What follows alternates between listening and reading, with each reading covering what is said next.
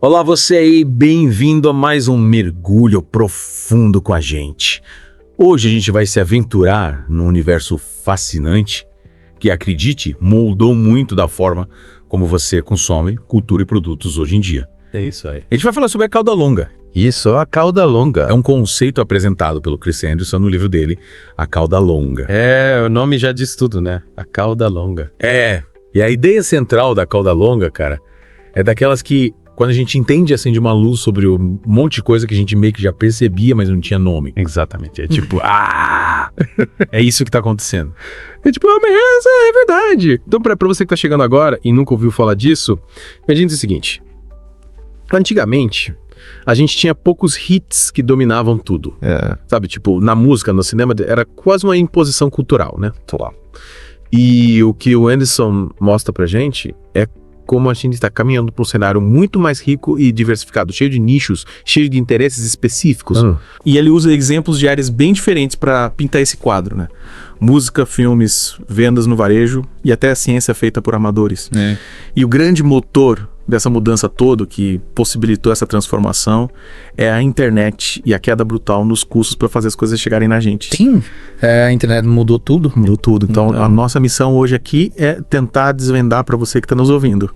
Por que você encontra tanta variedade online hoje em dia? Por que aqueles grandes fenômenos culturais que pareciam onipotentes já não têm mais o mesmo peso? Boa pergunta. E, principalmente, como você, com seus gostos, seus interesses tão particulares, se encaixa nessa nova realidade? Essa é a grande questão. Então vamos começar falando sobre esses hits, né? É curioso notar como a força desses grandes sucessos parece que diminuiu.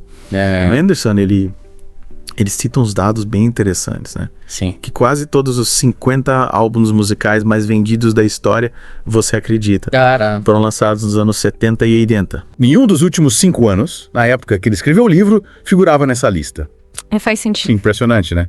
O que isso te diz? É que, tipo, antigamente tinha menos opções, né? Então todo mundo ouvia as mesmas coisas.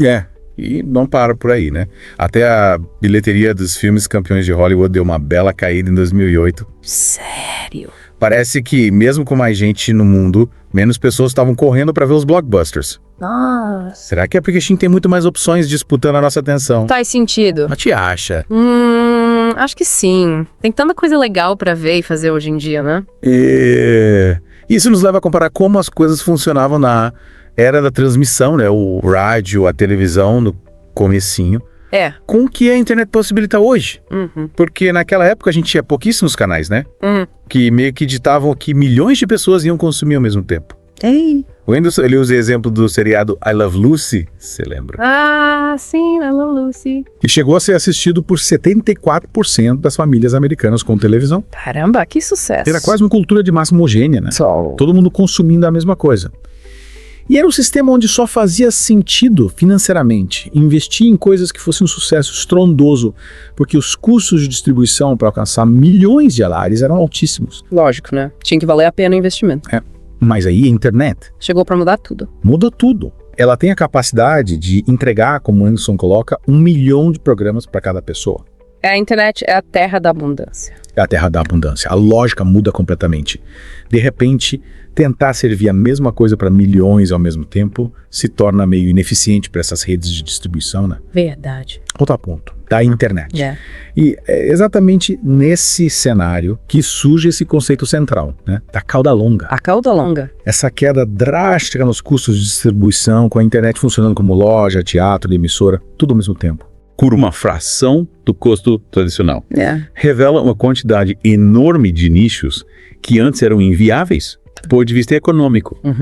O Anderson, ele faz uma analogia, ele fala que é como se a maré tivesse baixado, revelando uma costa gigantesca que sempre esteve ali, mas a gente não conseguia ver. Interessante. Sabe aqueles filmes independentes que nunca chegavam no cinema da sua cidade? Ou aquela banda com um estilo musical super específico que nunca tocava na rádio?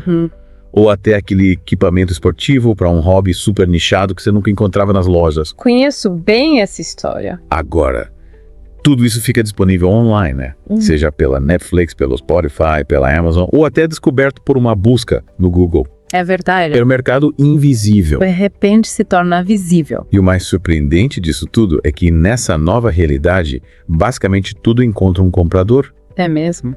Por menor que seja a demanda. Parece meio contra-intuitivo, né? Porque no varejo tradicional, um produto que quase não vende, ele ocupa o mesmo espaço na prateleira que um campeão de vendas. Sim. E aquele espaço físico tem um custo, né? Aluguel, funcionário. Exato. Então, itens que vendem pouco acabam sendo desperdício. Faz sentido. Mas online, essa limitação física desaparece. Uma música, por exemplo, que é baixada só uma vez a cada 3 meses, ela não ocupa um espaço físico e não gera um custo direto significativo.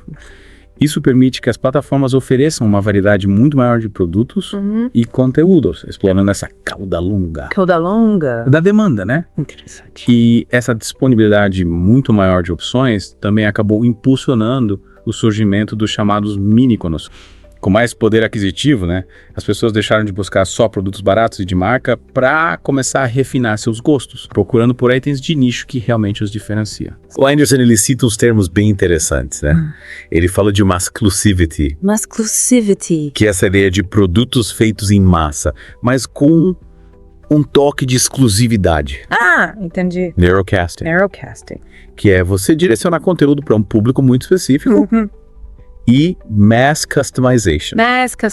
Que é a possibilidade de personalizar produtos para atender às suas preferências. É como se você buscasse algo que fosse feito sob medida para você. É, tipo um produto único. Mesmo que venha de uma produção em escala. E olha que interessante. As ferramentas de produção também se tornaram muito mais acessíveis, né? É verdade. Antigamente, para você gravar uma música, fazer um filme, Nossa. era preciso um investimento enorme. Acesso a equipamentos caros, hoje em dia com softwares como GarageBand, câmeras digitais, programas de edição que muitas vezes são até gratuitos, a barreira para começar a criar caiu drasticamente. Sim, qualquer um pode ser um criador hoje em dia. Essa democratização da produção mudou completamente a lógica do você precisa merecer o direito de fazer para o que está te impedindo de fazer. Essa é a beleza da internet. E a gente vê um florescimento, né? De criadores amadores, blogueiros, músicos independentes, pessoas que fazem resenhas online. É verdade? E até uma colaboração entre profissionais e amadores, que o Anderson chama de Pro-Am. Em áreas como astronomia, por exemplo, onde astrônomos amadores contribuem para descobertas importantes. Caramba, que bacana. Você pensou? A internet possibilita cada coisa. Falando em colaboração, você já parou para pensar na Wikipedia? A Wikipedia, claro. Como um exemplo brilhante de produção colaborativa. Sim. Ou peer production. A Wikipedia é incrível. Uma enciclopédia gigantesca, com muito mais artigos e atualizações constantes do que as tradicionais britânica e Encarta. E tudo construído por milhares de colaboradores voluntários. É impressionante como as pessoas se unem para criar algo tão grande. O que é fascinante na Wikipedia é a facilidade com que qualquer pessoa com acesso à internet pode contribuir, pode editar. Sim. Cada um de nós tem algum conhecimento especializado, por menor que seja. E a plataforma permite que até os assuntos mais específicos tenham o seu espaço. É verdade. É uma mudança radical daquela passividade, né? De encontrar uma enciclopédia desatualizada ou incompleta. Para a possibilidade de participar ativamente na construção do conhecimento. A Wikipedia é um exemplo de como a internet pode democratizar o acesso à informação. Claro que essa produção colaborativa levanta algumas questões, né? Sim. Sobre a precisão absoluta de cada informação. É verdade. Mas, no geral, esses sistemas tendem a se autocorrigir com o tempo.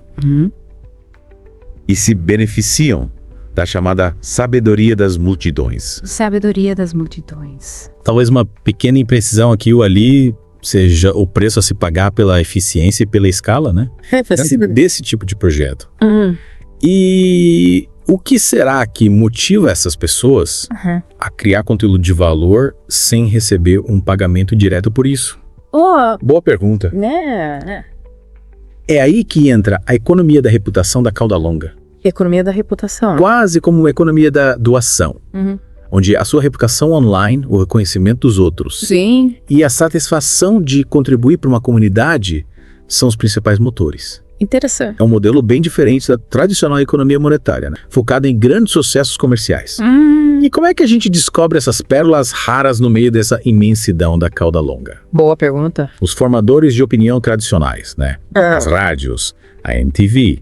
Eles perderam parte da influência que eles tinham para a sabedoria das multidões. Sabedoria das multidões. E são as avaliações online que você lê, os sistemas de recomendação colaborativa, como os da Netflix, e até um comportamento coletivo de outros usuários. É verdade. Ferramentas como as avaliações de música do Yahoo, lá no comecinho da internet. Nossa, Yahoo. O PageRank do Google, os amigos que você tinha no MySpace. É verdade. As tags que as pessoas colocam nas fotos do Flickr são exemplos dessa inteligência coletiva em ação. Legal. Pela primeira vez, a gente consegue meio que medir os padrões de consumo, né? As preferências de um mercado inteiro em tempo real. Sim. E, com isso, ajustar as ofertas para atender melhor aos nossos gostos. No fim das contas, os novos formadores de preferências somos nós mesmos. A gente tem muito mais poder hoje em dia. Mas com tanta variedade assim, como é que a gente não se perde? Boa pergunta. A chave para navegar nesse universo está nos filtros. Filtros. Recomendações, rankings, mecanismos de busca, eles são cruciais para encontrar o que realmente te interessa na cauda longa. E existem vários tipos de filtros, né? Que te ajudam nessa busca. Você pode navegar por categorias, os sistemas podem reconhecer padrões do que você já gosta. Existem as recomendações de editores, a filtragem colaborativa, que te mostra o que outras pessoas com gostos parecidos com os seus estão consumindo. E até as playlists personalizadas, né? As playlists personalizadas são ótimas. Imagina um usuário do Spotify, por exemplo. Ele começa explorando um gênero musical, descobre artistas relacionados, vê quem mais gosta daqueles artistas, experimenta uma rádio personalizada. Sim. E com isso ele chega a novos artistas e músicas que se encaixam no gosto dele. É quase uma jornada musical feita sob medida. A tecnologia tá aí pra isso, né? Pra facilitar a nossa vida. É como a trilha sonora, que te leva do topo das paradas até as profundezas de estilos musicais que você nem sabia que existiam. É verdade. Mas esses filtros também têm seus limites, né? Às vezes eles ficam sem sugestões em nichos muito específicos. Ou continuam te oferecendo as mesmas recomendações repetidamente. Isso acontece. O Anderson também critica a forma como alguns serviços organizam a informação, né? Ele usa um exemplo do iTunes, que foca no artista como categoria principal. Sei. O que nem sempre funciona bem para todo tipo de música, né? Como música clássica, jazz, filtros muito genéricos, nem sempre atendem às suas necessidades específicas. Verdade. E por falar em listas, né? Aquelas famosas top 10 mais vendidos, elas acabam se tornando menos importantes nesse mundo da cauda longa. É mesmo. Porque elas te dão uma visão geral, né? Dos sucessos mais massivos, mas perdem toda aquela riqueza e diversidade dos nichos. É verdade. Uma lista dos 10 blogs mais populares, por exemplo, pode misturar assuntos completamente diferentes sem te ajudar a descobrir algo novo dentro dos seus interesses. Só faz sentido. Uma pergunta importante que você pode estar se fazendo é: será que essa cauda longa não está cheia de conteúdo de baixa qualidade? É o famoso lixo, né? É o famoso lixo. E a verdade é que sim, ela contém de tudo. A ausência de guardiões tradicionais significa que qualquer pessoa pode produzir e disponibilizar conteúdo.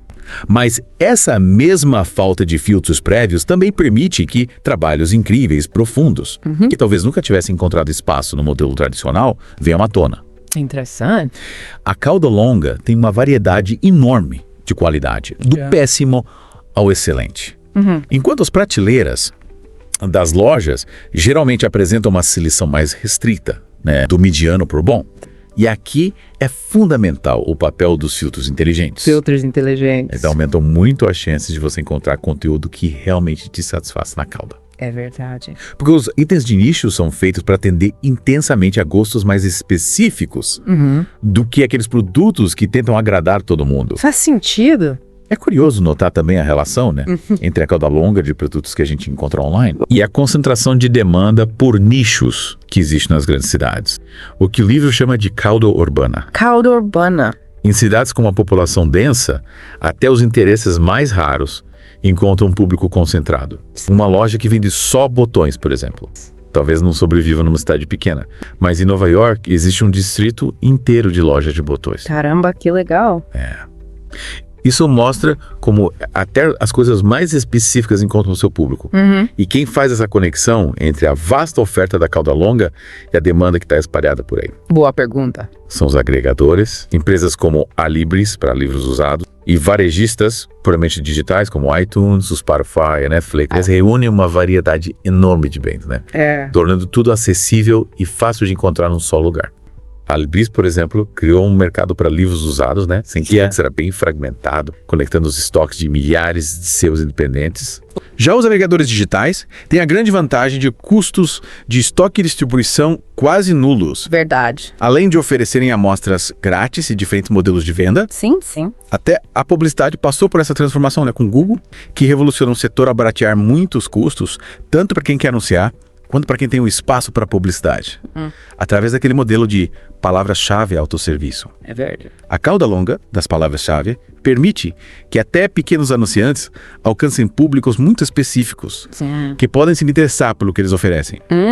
E o Google AdSense possibilita que sites de qualquer tamanho, até aquele seu blog, pessoal, possa monetizar o conteúdo que eles criam.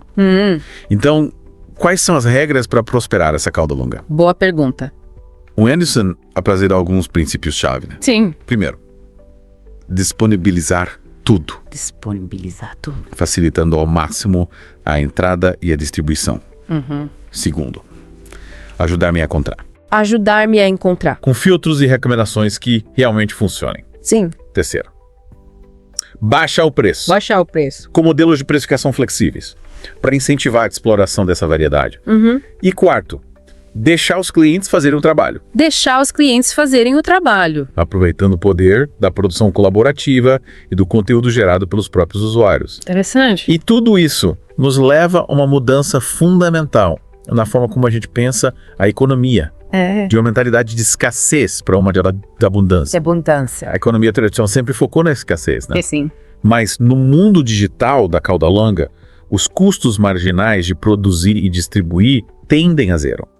Essa abundância se torna um motor de crescimento econômico e de transformação. E o futuro pode trazer ainda mais coisas interessantes, né? Com tecnologias como a impressão 3D, que tem o potencial de estender essa lógica da cauda longa para bens físicos, permitindo a criação e a compra de itens altamente personalizados. Nossa, imagina só. Então, para a gente recapitular essa nossa conversa, mergulhamos no fascinante mundo da cauda longa, né? Entendendo essa mudança dos hits de massa para os interesses de nicho. O papel crucial da internet e da redução de custos. Sim. O poder da criação colaborativa e dos sistemas de recomendação. Verdade. E a importância de saber navegar nessa vasta gama de escolhas que estão disponíveis para a gente. E você, aí do outro lado, como é que você vê a cauda longa influenciando o seu dia a dia? Já parou para pensar na quantidade enorme de conteúdo que você consome online? E como seus próprios interesses únicos se encaixam nesse cenário? Em um mundo com tantas opções à disposição, o que realmente define a sua tribo? Essa é uma ótima reflexão para a gente levar com a gente. Agradecemos muito por você ter feito esse mergulho profundo com a gente. Continue explorando essas ideias e, quem sabe, revisitando suas próprias fontes de informação com uma nova perspectiva. Até a próxima. Até mais.